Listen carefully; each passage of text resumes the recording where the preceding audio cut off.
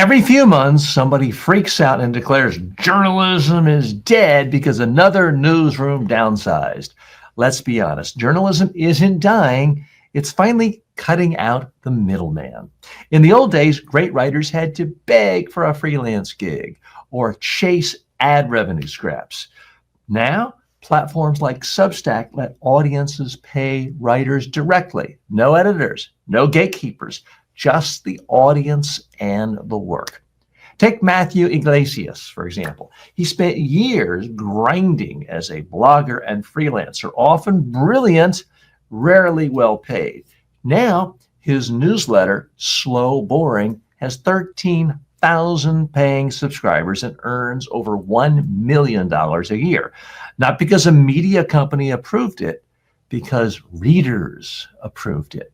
This isn't the end of journalism. It's journalism that actually serves the people who read it. And for once, the audience, not the algorithm, decides who succeeds. So this is a topic where I have debates with friends all the time who've been in the media world for decades and been in this circle I've been in before. So there's a lot of different ways of looking at this, and I apologize if I were overly glib there. There are some downsides to newspapers going out of business. Someone like Matthew Yglesias, I gave as an example, he's talking about national politics. So you have a built-in large audience, and if you get 0.0001% of the world, you still get your 13,000 subscribers because you've got a database of hundreds of millions of potential people. If you are in a mid-sized town, or God forbid, a small town, and you want to actually know what's going on in your school board, there used to be a reporter for the local newspaper who covered that. No one's going to start a Substack calling on the local school board members and covering what's going on and votes from the county commission with the hopes of making a living. It's too small of a database to pull from.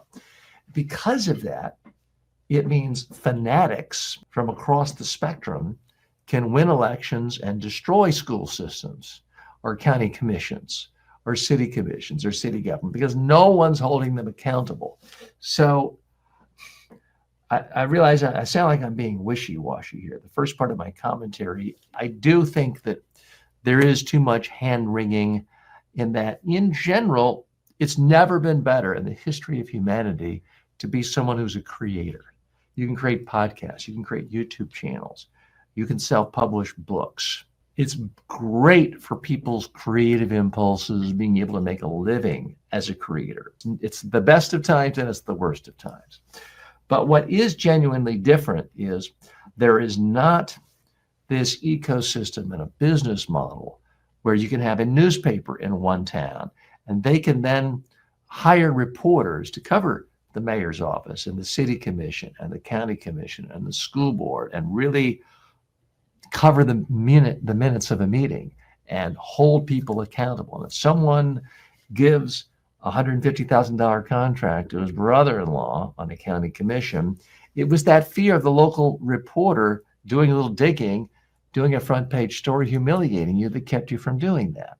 Nowadays, you can do whatever you want in most cases because there are no reporters or very few local reporters. They don't have the staff to do investigative journalism. They've got to just take in press releases and rewrite them because they're trying to cover 10 agencies at once.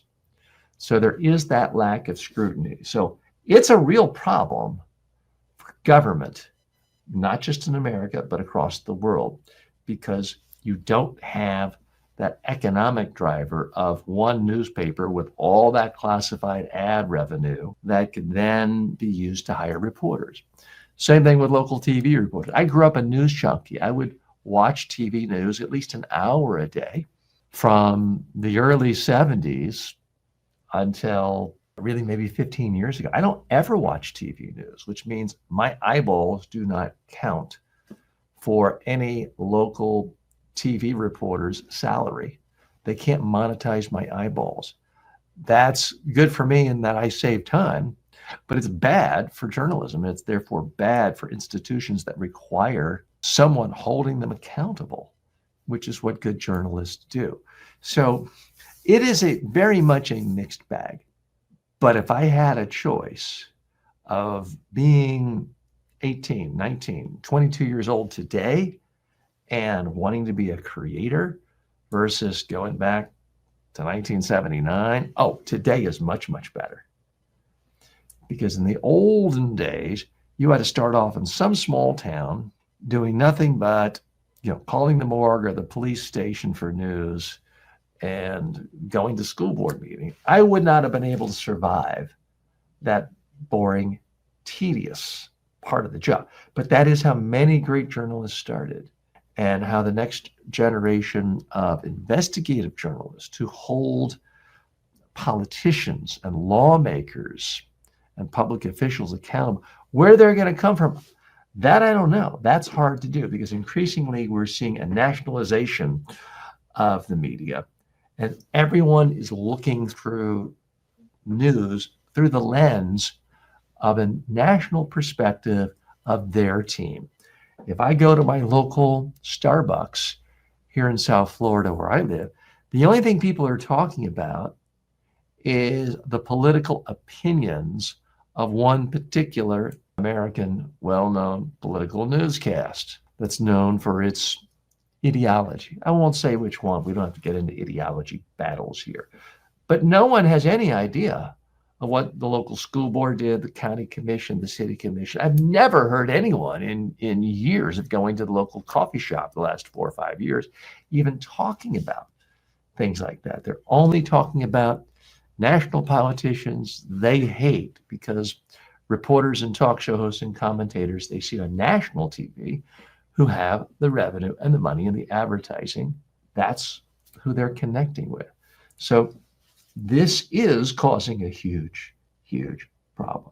My advice to you, if you have a passion for some ideas, whether it's as a reporter, whether it's as a novelist, whether it's as a creator, whether it's as someone who believes in making squishies and crafts or new oil paintings, start creating your own media. You certainly can't count on reviews from your local newspaper. Create your own Substack. That's what you want to do. If it's primarily writing, write a YouTube channel, self-publish books. We are in the era of the creator. There are going to be problems associated with it. Your local county commissioner, school board member can completely rob you blind, and we're not going to know about it. But it's also a golden era. Someone like Matthew Yglesias making $1 million a year, writing about serious, important policy issues facing his country. That's got to be a great thing. So try to focus on what you want to create. Package your creation in a way that people who like you, support you, value you can pay you. If you do that, you are essentially a type of journalist, and you are journaling your creations and sharing it with the world, which is a good way to make a living.